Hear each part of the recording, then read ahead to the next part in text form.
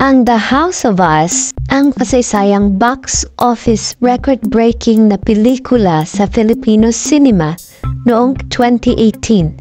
Ito ay kasalukuyang na-access sa Google Play at sa iTunes Store.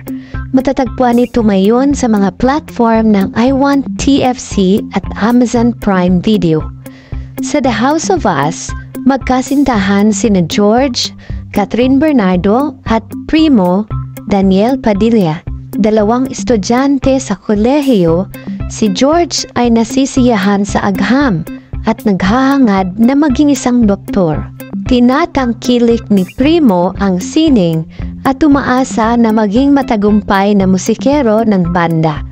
Matapos maipamana ng lola ni George sa kanya ang isang tahanan, nagpasya sila ni Primo na manirahan ng magkasama, na nangangarap na maging matagumpay sa kanilang sariling mga karera at nangangako na laging nandyan para sa isa't isa anuman ang mangyari.